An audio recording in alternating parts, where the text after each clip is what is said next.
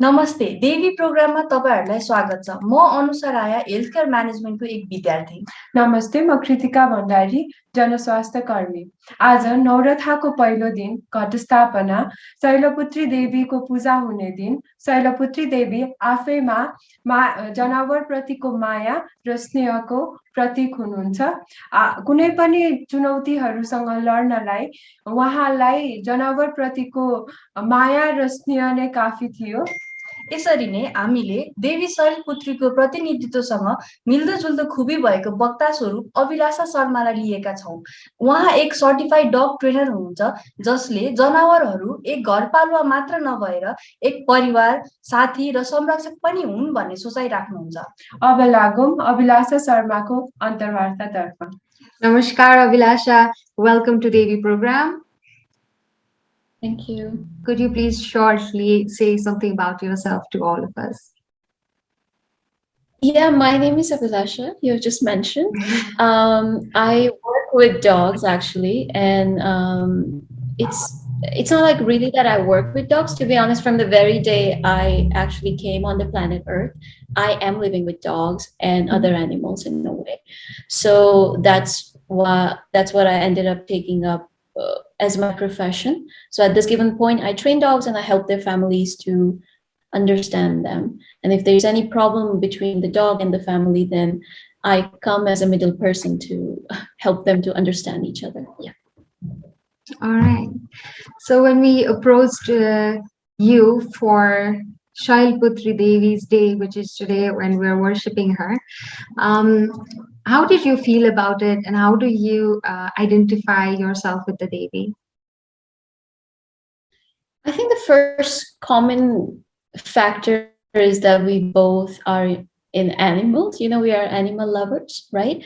And I guess like whoever is watching this interview, and if they love animals, they're the only people who are able to get the sort of affection that we have for animals, because an animal is something that honestly doesn't really ask anything from you like how a human does from another human. We have like certain rules and regulation. But for an animal, it's like if you do it, they're happy. If you don't do it, they're still happy. They're like they're very giving in a way. So I'm sure like with her story, what she represented in the story or in her life, it's sort of like she says like how important animals are in our life, and what kind of affection, what kind of love we have for them. So I think that's the common factor that she and I have among both of us. Okay. So Shailputri Devi, she basically tells us about her love for the animal, and also how she experiences a very deep pain when she realizes that the animals that she cares for have been hurt, and she fights for them and also succeeds in being able to relieve them of their pain and protect them. Is there anything similar with your life? Could you share something with us? I did lost animals that I dearly love. They died out of reasons. When I was very young, I ended up losing my dog. He actually ran off, and then he followed one of our stuff. So I remember when I was just 7.5, how uncomfortable I was with knowing the fact that nobody in the family are as concerned as I was. Every time I go out to school, my eyes was glued on the roads, that maybe I'll see him, maybe I'll find the dog. So, and now I have a 8-year-old very sweet Jake, who's just really love of my life, to be honest. And I really love him. So, even when I'm out of my house, I'm just kind of worried about like how a mother is worried about the child. So I think I have that sort of relation with the animals that I have in my life. Still, I have my dog. And not only that, what really triggers me is different people see animals in a different way.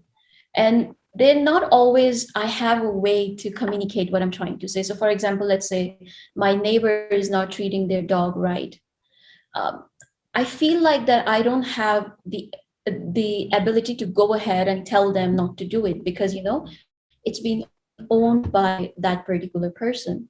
But for example, in the story, she killed the monster and, saved her animals. But in this given world, I don't think so I could do it.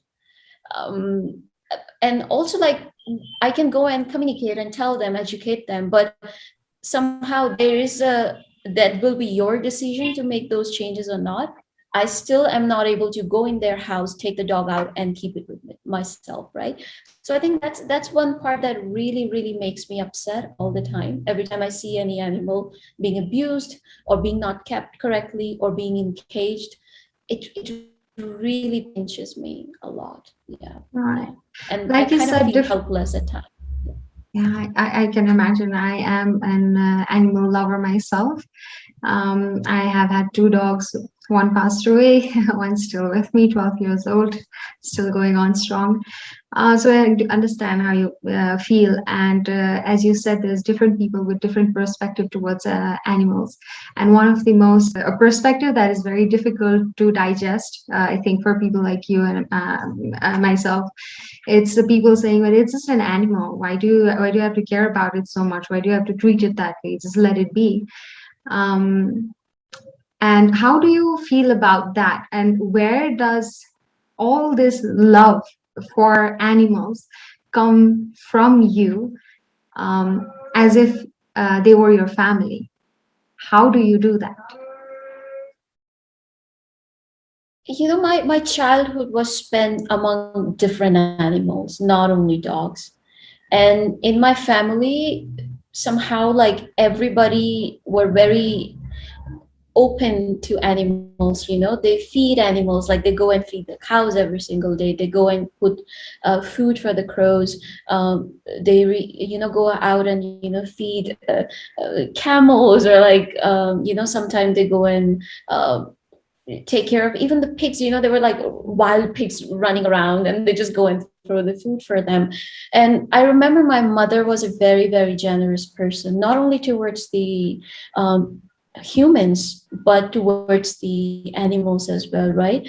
And my granny, she was always those were really people who were actually very kind and helpful, to be honest. Not towards a particular person or animal, but they were very open to help if there was a requirement. That sort of people they were. And I spent like really good amount of time in nature. We lived in a really beautiful house, and it was really huge. There were trees. I remember like talking to trees, which was kind of funny. But they are living things, and it could be funny for people. But now scientifically, it has been proved that the trees can actually listen to you and they feel your vibration, right? So now I realize, like, okay, I was not the funny person or a weird person. It actually happens, right? But yeah, I think when I was very young, my family were very open to animals. They were very encouraging when I go and pick a stray dog or pick a kitten. And they always really guided me to be kind. If I even like slept when I was really young, just how kids do to a dog and hold the tail and do stuff like it. They always like come forward and say, hey, don't do this, it will hurt them. So that was a thing. And I think it was always inside in me, to love nature and animals. I don't think so anybody can teach you something like that. You realize it by yourself. So I think that's how I have that sort of understanding towards the animals. Yeah. All right. Throughout your life, growing up, what are those qualities in yourself that you have not seen in yourself before, but you now see?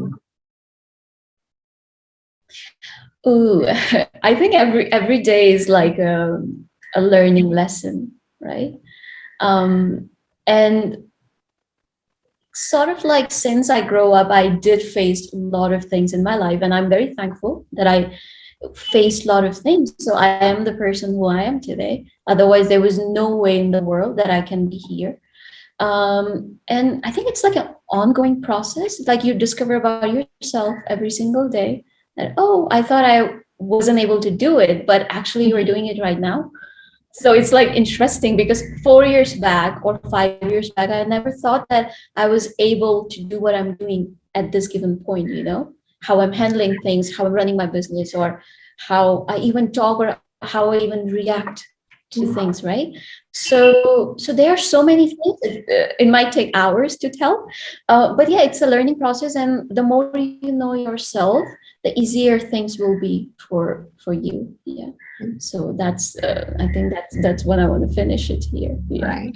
So Shailputri Devi protected her animals by killing the evil that was around them, and you have been protecting the animals by trying to eliminate the lack of understanding amongst people in society.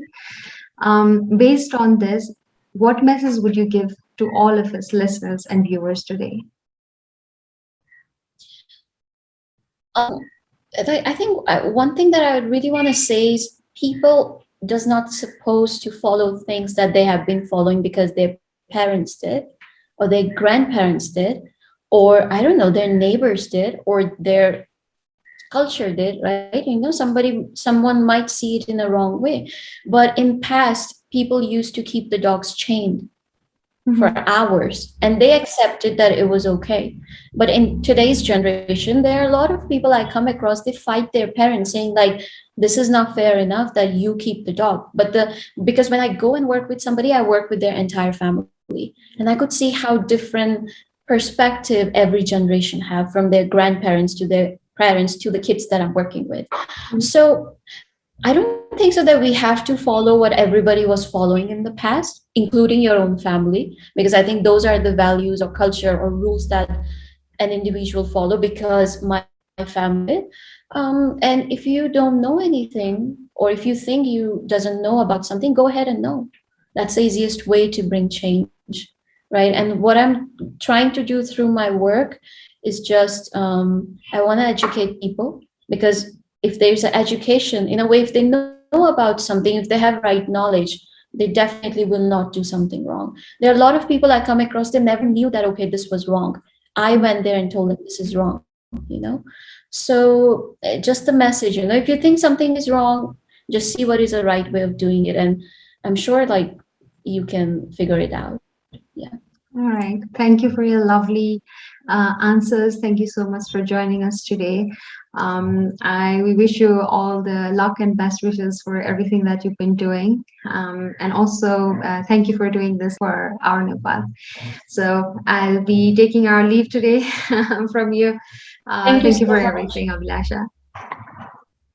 Thank you so much. It was a pleasure talking to you. Thank you All so right. much.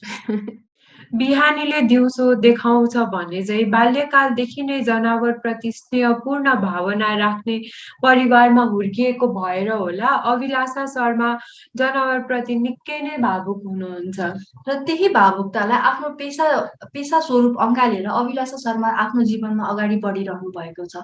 र उहाँसँगको अन्तर्वार्ताबाट हामीले आफूलाई यदि खुसी हुनु छ भने आफ्नो खुसीको बाटो भनेको नै आफ्नो पेसालाई आफ्नो प्यासनलाई अँगालेर त्यसैलाई पेसा बनाएर अगाडि बढ्नु नै हो भनेर ज्ञान पायौँ। त्यसरी नै हामी भोलि पनि शीतल पिङ्की गुरुङसँगको अन्तर्वार्ता लिएर हजुरहरू सामु आउनेछौँ।